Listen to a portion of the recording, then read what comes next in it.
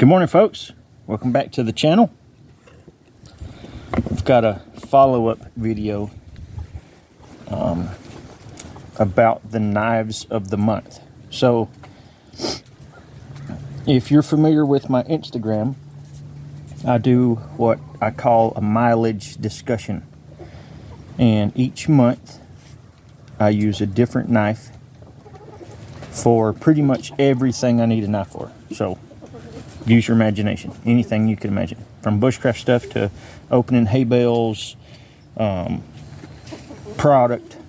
I do mods to some of them that better fit my wants and needs. Anything you can imagine, we use them. And I carry every day, and then at the end of the month we talk about performance and anything else that may have come up between now and then. So someone asked if I would be sharing those on the YouTube channel. Yes, I'm going to. But the deal with those is, I think what would best suit you guys is, I'm constantly creating content on those things anyway because I'm using them all the time. I will do one video, maybe an intro video at the beginning of the month, and then you won't see any more content on YouTube until we're done with that month's mileage discussion. And it's just basically a review, but I'm making sure that it gets plenty of use before I tell you guys how I feel about it. Just to be fair, I don't think 5 days with a tool is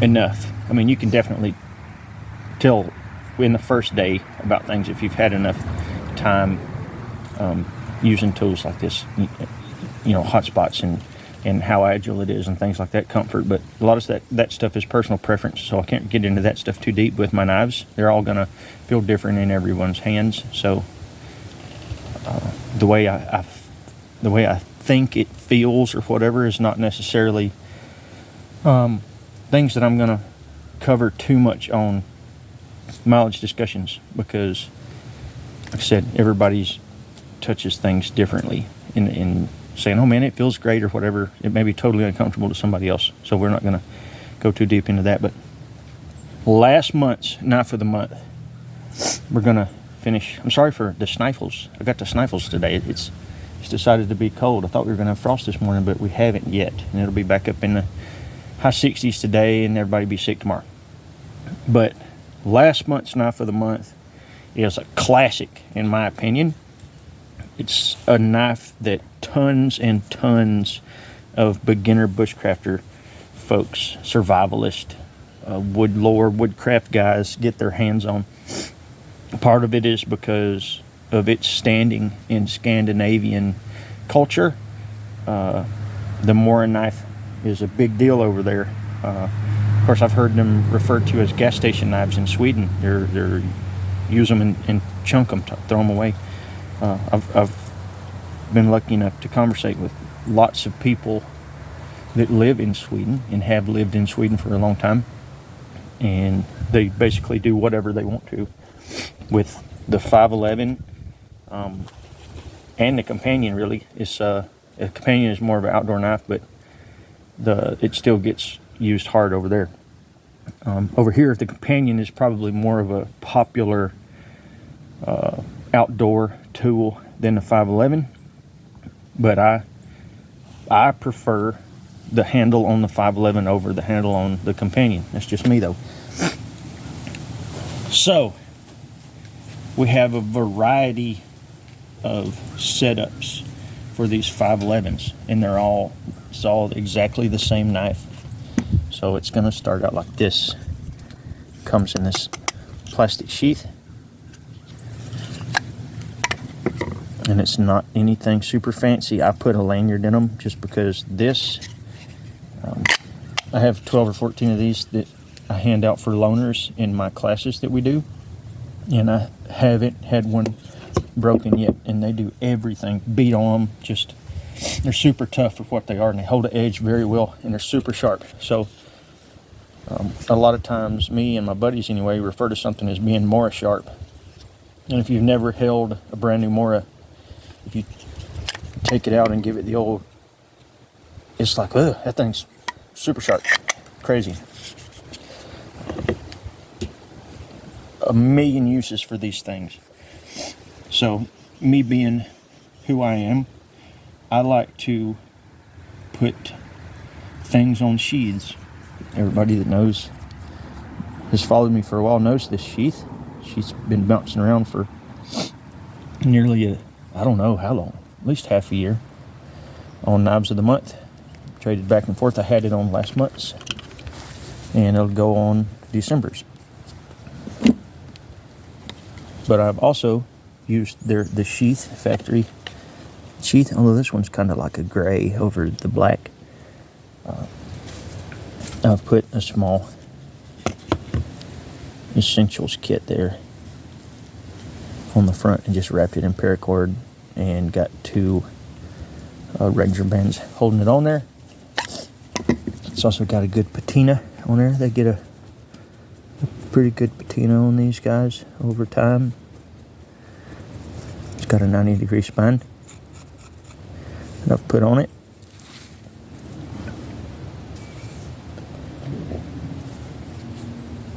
Really great. It's not nothing fancy,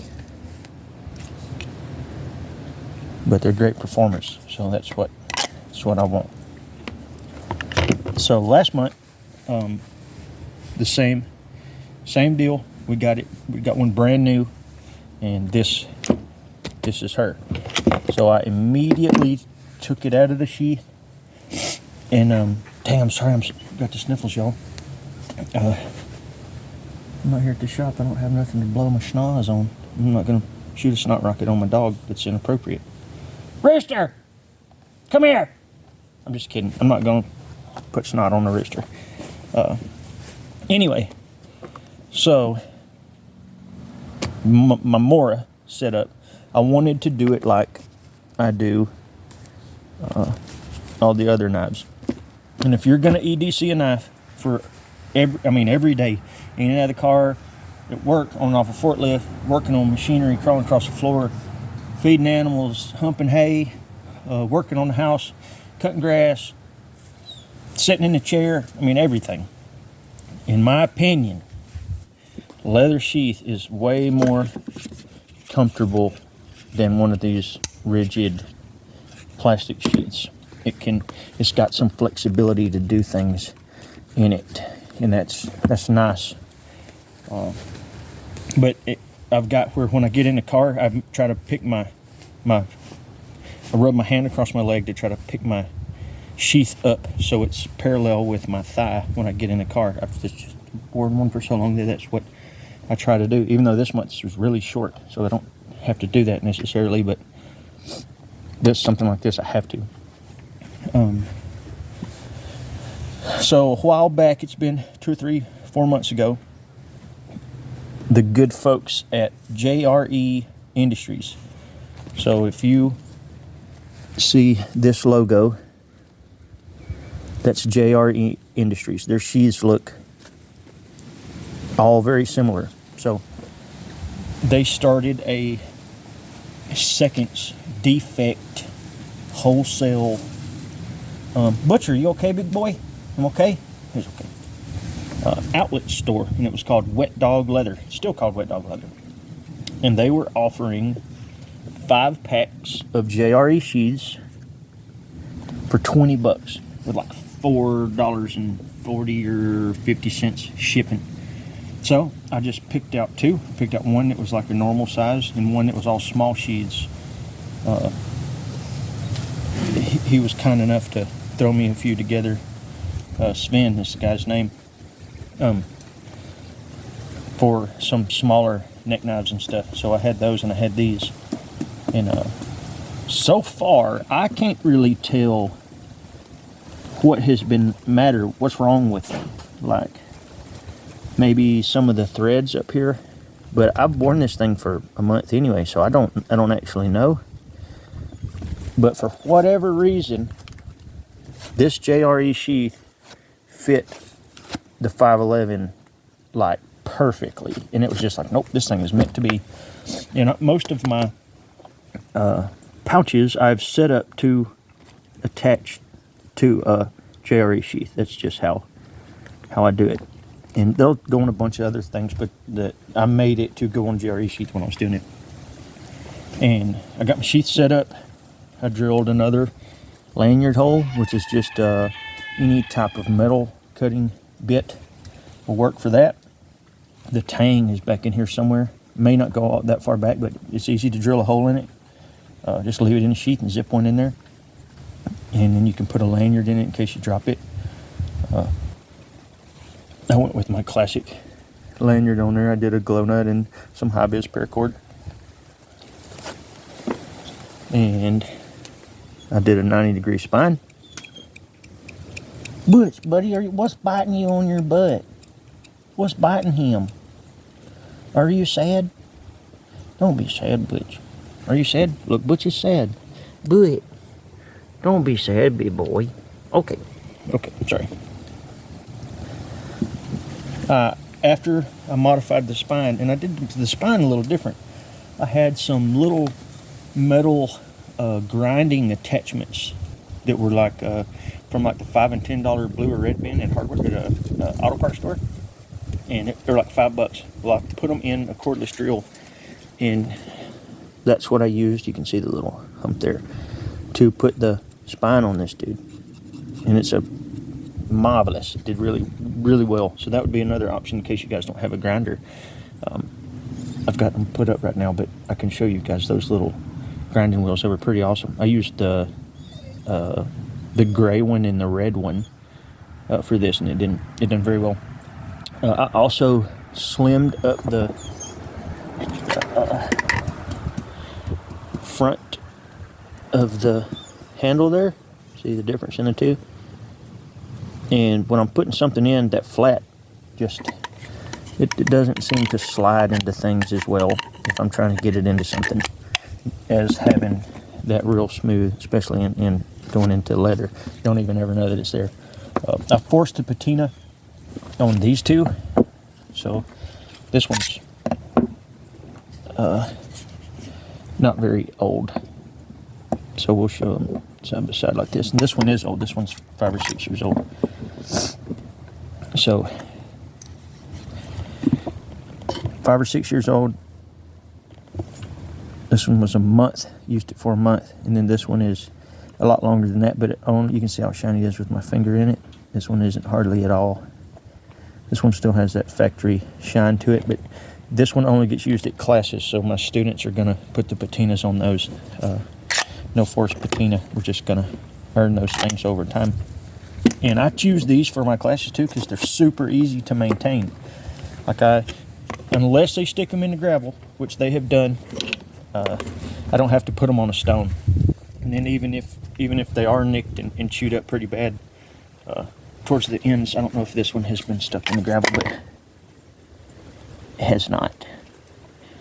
I got a really fine stone. I'll take and hit it on that fine stone a couple times, and then just put it on the strop, and it comes right back to sharpy sharp. And I have reflective tape on the sheaths, as well as reflective and high-vis lanyards on the knife themselves, because folks like to lay stuff down sometimes. They don't mean to. Students like to carry, instead of putting them on their belt, they like to carry it around with them a lot, and they'll lay it down. So you got to kind of police them leaving it in the sheath if they're not using it, just for safety purposes for them and everybody else. But that's just habit, for them. It gives me a way to go back and try to find it if they've lost it. I'll have to go over this the way that this sheath is set up. It's really slim and low profile, and it's got a bunch of fun stuff in it. It's essentially in plastic bags with extra plastic bags taped to the sheath and then covered in cordage and taped off on the top and the bottom, versus just the old trusty pouch in there. Like $12. Get them for $10 someplace from these big places that have a ton of them. Well worth it, I think. If you're just looking to try to get your hands into the whole woodcraft, bushcraft kind of thing, definitely a good choice. So for the budget bushcraft stuff that we got, I chose a 510, and I chose a 510 just because the handle is slightly different, and we can kind of cover a couple of different models from Morakniv on the channel easily. I have a bunch more to go over from things I had somewhere. I'd done a rust test on some, and lots of different testing has been done. It's not public unless you've followed along on my Instagram. But the beginner 510, 511, and even the companion is a really good knife too. I just prefer the more plastic feeling handle versus the rubbery one. So that's just, it's not because one's better than the other, it's just personal preference feel wise. But getting started, guys, you can't beat them. They're super capable tools, and you know, I kind of talked about in that video, you can take and spend $100 on a good knife, I mean a decent knife, and what comes with most of them is a lifetime guarantee. So that's where a lot of your money comes in, is the fact that you can take it back and say, hey, I broke this thing, and they give you a brand new one and send you back to playing in the woods. You could break 10 of these guys, and like I said, this I've beat on these pretty hard. You can see where I've beat on them with rocks and stuff to the point where the lanyard has got in the way, and I've almost beat the lanyard in two. I've been pretty rough with these guys. They may even have some bark stuck in the, you can't see it right there, but there's bark stuck in the spine where I've batoned them and stuff. Super tough, guys. Like, I mean, I could put them in a vise and snap them off really easy, I bet, but just using them, with the normal crafting stuff. Well, it looks like I have an emu egg in my camera. This is basalt. It's a round piece of basalt. This thing is hard as frig, guys. But anyway, this was last month's knife of the month. The Morakniv. I don't know if I said that right, but the Morakniv is what we would call it. 511 craft line. Great knife. This month's is the Wildcard Wilderness Jax the Ripper, which has been super fun. It's not something that's normally used as a bushcraft knife, and I've been bushcrafting the shat out of it, so it's been really fun. Keep an eye out for that coming up here before too much longer. But again, super reliable knives for crafting. Anywho, guys, thanks for watching. Check out my Instagram at Bushcraft Kelso. All of the pics and stuff from last month are on there. All the information and testing from this guy's is on there. There'll be multiple a week on there talking about different things. But yeah, check out bushcraftkelso.com for gizmos and gadgets, things and stuff. Like, follow, subscribe. I appreciate it. Thanks for the support. We'll keep on keeping on. Later.